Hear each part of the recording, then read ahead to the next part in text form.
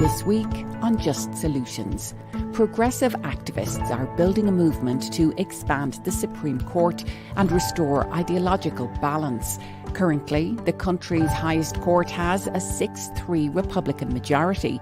Groups like Demand Justice say this leads the court to consistently rule in favour of corporate and partisan interests. They're working to reform the court, expand circuit and district courts, and champion new judges with experience as public defenders. Our guest today is Tamara Brummer, an organiser and strategist with Demand Justice, who says our democracy demands that we add seats to the Supreme Court.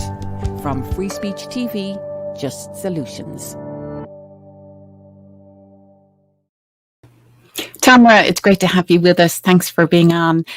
You've said our democracy isn't working for everybody in the country. The system is broken and the Supreme Court is playing a major part of that broken system. What do you mean by that? Well, first off, thank you, Maeve, so much for having me as a guest here. So our Supreme Court is absolutely broken. And I think that to talk about this is we need to talk about how our democracy is broken as well, like you said. You know, we've seen time and time again, even in this past year, how this current Supreme Court has stripped away some of the most basic rights for everyday Americans, from voting rights to protection during a global pandemic, from eviction to what we saw in Texas around the basically getting rid of Roe v. Wade for folks who are pregnant there. But this has been a calculated decision by our Republican friends. They have taken over our Supreme Court and our federal courts in general. Donald Trump and Mitch McConnell were able to put in over 200 justices to lifetime positions. So although we worked really hard to get Donald Trump out of office, Mitch McConnell is no longer the leader in the Senate, their legacy will live on through these justices. And what we're seeing is that the Supreme Court in particular has become more politicized and more conservative in its decisions and how things are happening. We've seen, and we know that this is true also by just looking how Republicans act when it comes to the Supreme Court. When Barack Obama had a vacancy, Mitch McConnell and Republicans basically changed the number of seats in the in the Supreme Court. So we've seen this happen. And they delayed that, denying the American people the opportunity to put on a Supreme Court justice. So they rushed in and they denied Merrick Garland his position and then put in someone else. Then we saw Brett Kavanaugh, who came in and who has viable sexual assault claims against him be confirmed in record time. And then the last kind of attack, like the kind of stone that really says that they're put together, the court to really reframe our democracy, was with putting in Amy Coney Barrett just days before the general election, while many Americans had already voted. So for us, in order to protect our democracy, we've been talking, so many of our friends across the country are talking about how our democracy is under attack, from voting rights to reproductive justice to economic justice to civil rights. And the Supreme Court is the last bastion that has been able to chip away at that. And what we believe is that we can reform our court to rebalance it and to protect our democracy. Well, I want to talk about other efforts to reform the court, because some people are saying, well, term limits is really the problem because these are lifetime appointments. And I know that's part of a broader movement around Supreme Court reform. That, to me, though, doesn't seem to go far enough when I hear your arguments. I mean, Demand Justice is saying, no, we need an expansion of the Supreme Court. It's not just about reformation around term limits. Talk about some of the other efforts that are being proposed by folks who say, well, maybe expanding the Supreme Court is a step too far. Let's try these other things first. No, that's a really good question. And I totally understand this. You know, before I came into Demand Justice world, I was a labor organizer. And the Supreme Court felt like this very distant place. I will never argue in front of the Supreme Court. I probably will never have access into the Supreme Court. But everyday people are living with the ramifications of the court. And I know that for some, adding seats just feels very extreme. Like, how could we do this? This changes the whole formation of this institution. But we've changed the formation of the courts before, right? Like, this is not a new idea. It's not a radical idea. It is a necessary idea. I think for a lot of our friends, they could think that that's too radical, but I think that that just takes away the fact that what already has happened to our Supreme Court, and we need to have a drastic change. We need to rebalance the court. If you look at the math, we know that Republicans have stolen 3 seats from the American people. 2 seats. I say 3 because I don't think that Donald Trump is really elected president, but that's another conversation. But they have stacked the bench against American people. time and time again, the Supreme Court in its current formation in the John Roberts Court has taken an unpopular position against the American people. 80% of Americans believe in access to abortion. Their case in Texas, their decision in the Texas case dismantles that, right?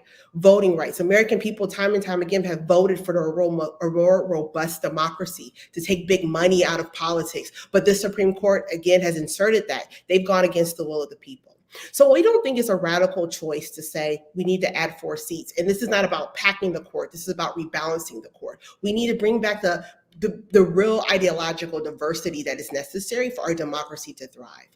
But we also know that it's not the only thing, right? To that point, term limits, code of ethics, other things that are very necessary for us to have a healthy judiciary, a healthy third branch of our government, to have a real checks and balance are absolutely necessary.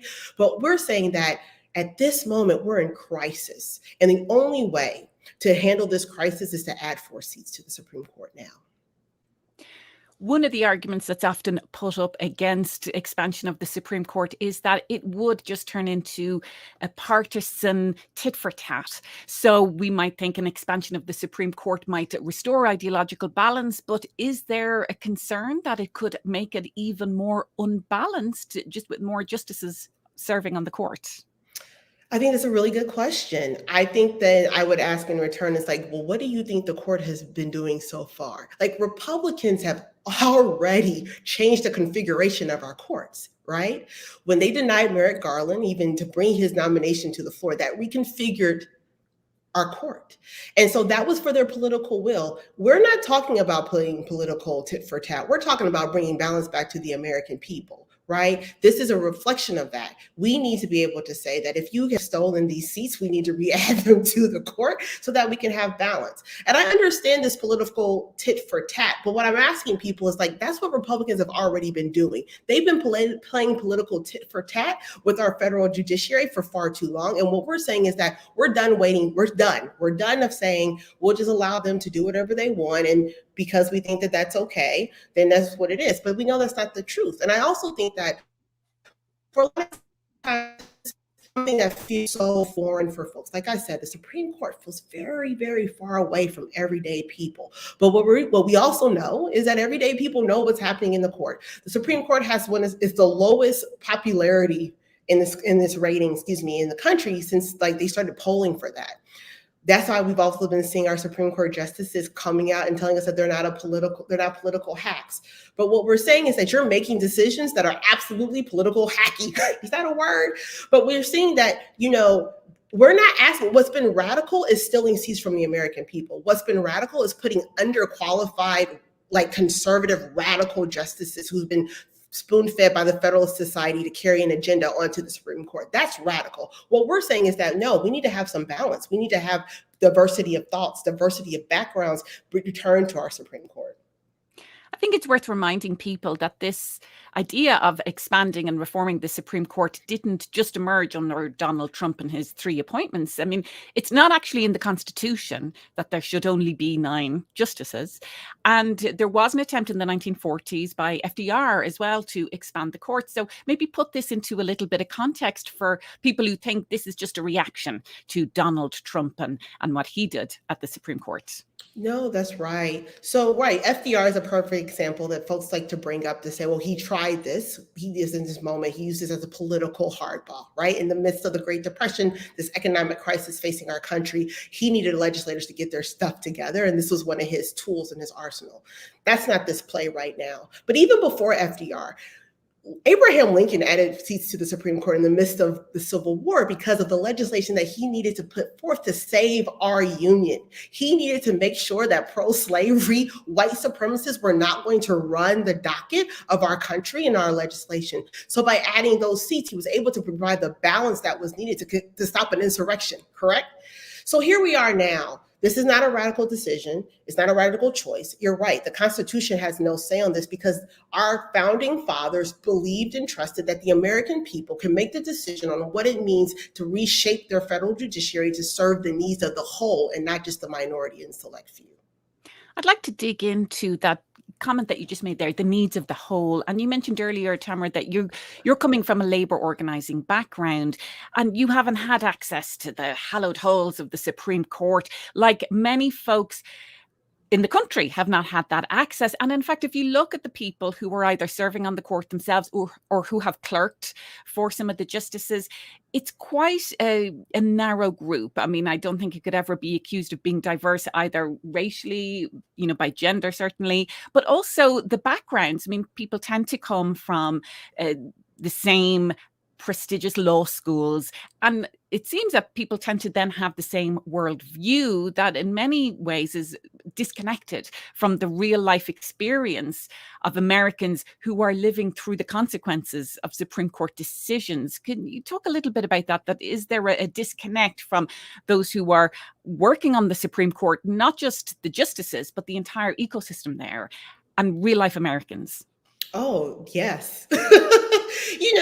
Our Supreme Court is they are this third body of the branch of our government. I like to remind people of that. They're not this like far off place. They're a part of the checks and balances, but it's a very elite group of folks who become a part of that checks and balance. They come from Ivy League educations, and there's no disrespect, no shade to that, but there's a swath of other institutions that educate really good lawyers, but also their professional experience and diversity, which is something I don't think that a lot of folks get to talk about or even think about when it comes to our judges. And not just at the Supreme Court. Maeve, the thing about the Supreme Court is you don't even have to be a lawyer to become a Supreme Court justice. But our Supreme Court is part of a larger ecosystem of our federal benches. So in our lower courts, our circuit and district courts, what we are seeing is that we need to have more justices who've had experience representing everyday people.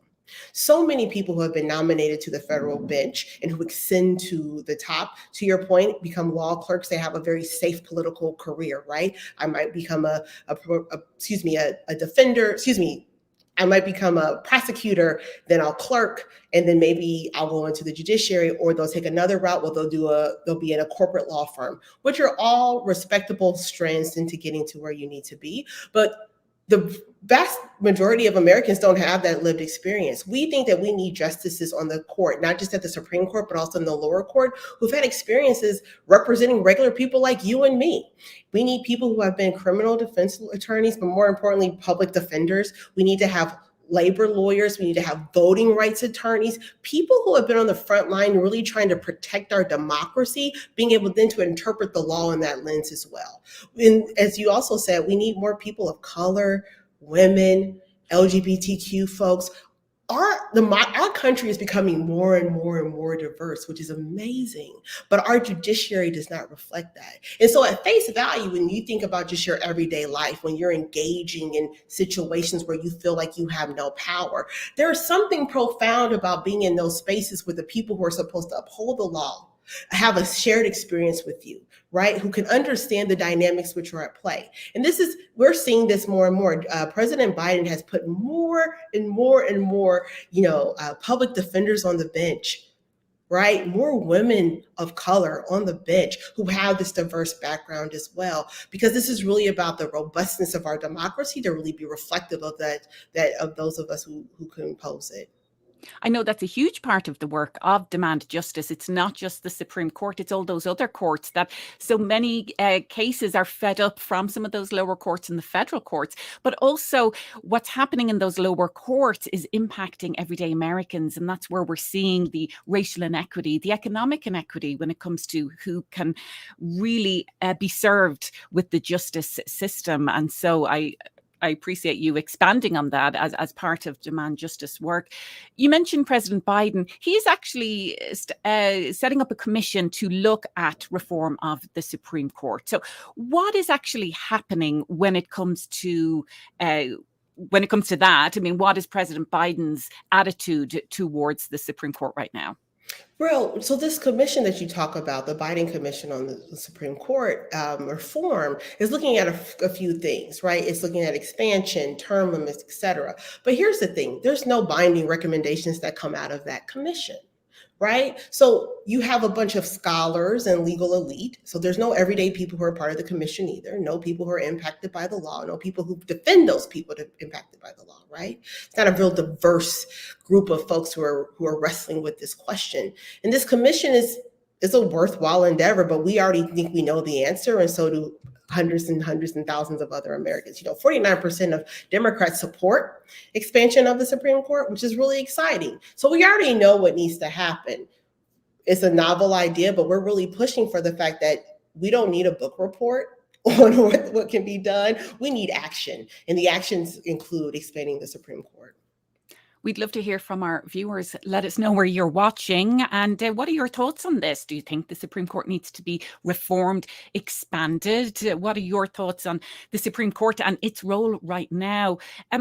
Tamara, you said earlier on that this is part of just an entirely broken system. And of course, what's happening in Congress is part of that. Ultimately, Congress would have to approve any type of expansion. I mean, take us through what's happening. I know some Democrats introduced a bill back in April, I believe, in terms of expanding the court by 4 seats. But if Congress ultimately has to approve this, I mean, we're looking at a Congress that won't even approve broad voting rights, let alone Supreme Court expansion. So what is the support for this, or lack of support? I mean, what is the political impetus behind Supreme Court expansion? Yeah, I think if you would have asked this question 3 years ago, we wouldn't even have legislation, right? People would have thought that this was just too extreme, but that's not the case. In April of this year, our friends in Congress, some champions in Congress, have introduced this legislation, and these are folks who are like thinking about the judiciary every day. So Representative Jerry Nadler, Hank Johnson, who are the co-chairs of the House Judiciary. And then you have other champions like Mondaire Jones, who's also part of that committee. And they have friends across Congress who have also come out in support. So we're seeing some real growth in support for this Judiciary Act. We also now have champions in Congress with Senator Markey and Senator Smith who have come on as sponsors of this legislation. And then what we're doing for us at Demand Justice and other partners is actually really putting a grassroots lens on this work. I think that the courts have benefited from this being a very DC bubble, right? So this is only something that maybe the legal elite will talk about. Someone who has experience as a lawyer or experience as a clerk or as even wants to be a judge. So there is not the same kind of robustness to talk about this. But what we're saying is we need to remove that veil. So we have been doing some really awesome stuff around really activating grassroots activists around the country to do things like constituency meetings so that Congress people around the country can hear from their base about why adding seats to the Supreme Court is so important. So it's not this kind of like radical, far left, wingnut thing that a group in Washington, D.C. is talking about. But no, these are people around the country who are seeing the need for the Supreme Court to be reformed. You mentioned there that you're working with, real grassroots organizations. Netroots Nation, which is a huge gathering of progressives, is happening. And you, in fact, are going to be moderating a panel on this very topic, on expanding the court as part of that. So what are you hearing from progressives, from groups, from maybe progressive elected officials about efforts to expand the Supreme Court? No, yeah. So we're going to be at Netroots Nation this year. I'm like excited about it. Netroots Nation. And we're going to be talking about expanding the Supreme Court in relation to protecting abortion care, especially what happened in Texas. And I think that's why we've honed in on that, because I think that is a flashpoint for many of our progressive friends. We all know that our Congress is broken. We also know that there are real maneuvers that can be made to fix our Congress and our democracy, and that includes ending the filibuster. And we know that means voting rights, and we also believe that means expanding the Supreme Court. And I think that our friends are making that connection. Like, I think that so much when we talk about our democracy, what the other side wants to do is to have us peel off a piece. Well, we'll give you this piece to appease everyone else. We'll give you this piece to appease everyone else. But what we're saying, and what our friends and progressive members of Congress are saying, and our friends in Congress are seeing, is that we can pass all the great legislation we want right now. But if this current Supreme Court, which is very focused on upholding the minority and not the majority of our country, they will strip away all those wins and victories. We can add more robust Voting Rights Act, but this Supreme Court has shown us time and time again that they are in the front seat of dismantling the access to the ballot for so many Americans. So I think that people are seeing that as our democracy is crumbling, the role that the court plays in that. And that before, the court used to kind of be able to say, hey, we just call balls and strikes. It's not what we do. We don't take a side. But what we're seeing is that the things that the American people find to be very popular, that we voted on, this Supreme Court is saying that that's not what we're going to uphold, right? And so I think that that's where folks are at now. They're seeing this moment. Well, I want to talk about what's at stake, and particularly reproductive rights and Roe v. Wade, not just in Texas, but indeed the entire country, as well as voting rights. But just to give a shout out to some folks watching, Pamela watching us on Facebook says definitely expand, also address term limits as well. Marcel, who's watching on YouTube, says it's not working, expand the court. So what is at stake? You mentioned there the Texas restrictive abortion law that the Supreme Court declined to intervene on that. But of course, then Roe v. Wade is a huge thing. So what is at stake? What's coming up in front of the Supreme Court when it comes to reproductive rights that is really of concern, that is making this issue of the ideological imbalance of the court really so acute right now? Yes, I think abortion access is a very good example of how Republicans and conservatives have been using the court to chip away at our most basic constitutional rights.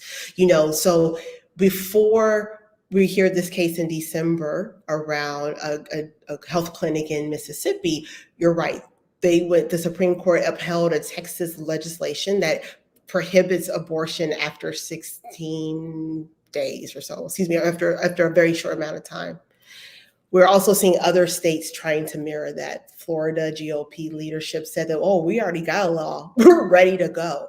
So that's one way that the courts have been able to support this ecosystem. But then when you put on this whole case around Roe v. Wade that the Supreme Court will hear in front of the full bench in its term, we're really at this case where we could really lose access to abortion. It's been 50 years since Roe v. Wade was passed. We could lose that. We're also seeing cases, we're going to see a case this term around guns and upholding a New York law that prohibits certain types of firearms and access to those. But the Supreme Court has decided that they want to hear those. But even before this term comes up, I want to talk about even the shadow docket, this period between the court terms where the court has decided on so many important things. From voting during a pandemic in Wisconsin last year, they upheld really ridiculous voting laws that prohibited access to the ballot during a global pandemic. We saw them upholding laws that prevented states from limiting religious organizations to meet in the middle of a pandemic because of the sheer fact of how a disease spreads. We watched them dismantle eviction protection for people in the midst of a global pandemic. We saw immigration rights be dismantled and be chipped away at from this court during the shadow docket. So it's been a continuation over the past few years of this court really thinking about and systematically thinking about these kind of like stalwarts that I think that for so many of us, at least in my generation, are like, well, these are givens, right? Like the right to vote, a given. Choice over my body, a given. But this court is saying not so much anymore. And the voting rights, of course, is such a major issue. You mentioned some of the pieces of legislation, but we're seeing countless pieces of legislation being introduced all around the country that would limit access to the ballot and particularly impact people of color. When we talk about the Supreme Court and that entire ecosystem, not just the justices, but everybody who works there as well, being really out of touch with the American people, it's people of color and marginalized groups that are really bearing the brunt of that lack of representation. Absolutely. I think that when we even think about the voting rights, right, what's happening now is that states, when they stripped away parts of the Voting Rights Act, the kind of like the real teeth of what the Voting Rights Act does, the states that were the main culprits during Jim Crow were like, well, let's go back to what we know best. Let's disenfranchise Black and brown voters, poor people, women.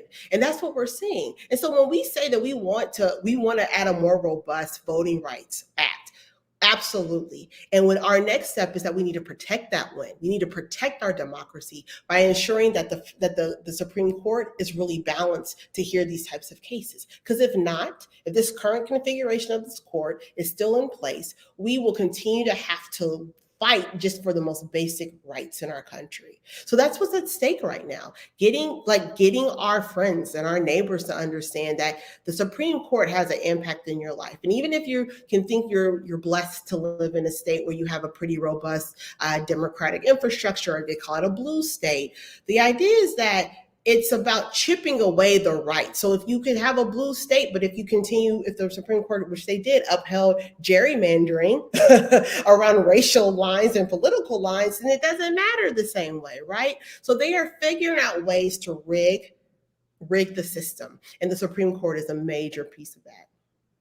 Well, Hector, who's watching on Facebook, says the Supreme Court is in danger of becoming supremely unjust. In the last few minutes that we have, Tamara, I know that there's a lobby day coming up that Demand Justice is promoting in terms of the Supreme Court expansion. So what is that? And how can people get involved in efforts either around Supreme Court reform, but also some of that lower court reform that we talked about earlier that is so impactful for people as well? Yes. Absolutely. We are doing, because we know that this cannot just be a DC bubble, a bunch of, elite folks who talk about the courts. We're bringing people from across the country here to Washington, DC to do a lobby day on October the 26th and the 27th. And we're going to be talking to members of Congress and asking them to sign on and support the Judiciary Act to add 4 seats to the Supreme Court. And if people are interested, they should please go to our website, www.demandjustice.org, to sign up and learn more. Also, on our website, you can learn more about the lower courts, right? Who are some of the nominees that President Biden has nominated and that the Senate has confirmed, who bring the kind of professional diversity, create the pipeline to our Supreme Court and to just our democracy in general. Demandjustice.org. And as I mentioned earlier, you're moderating a panel on the Supreme Court expansion in the very specific context of reproductive rights, abortion access, particularly in Texas, and that's part of Netroots Nation, and people can find out more about that. And in the meantime, Tamara, I really appreciate you being with us on Just Solutions. Thank you so much. Thank you so much for having me. And we would love people to engage with us on social media. Let us know your thoughts. You can tweet us, leave comments on Facebook, on YouTube, wherever you are watching us. And Just Solutions is now available as a podcast, so you can listen again anytime. Just subscribe to Just Solutions wherever you get your podcasts, and tune in same time, same place next week for more conversations from Free Speech TV, Just Solutions.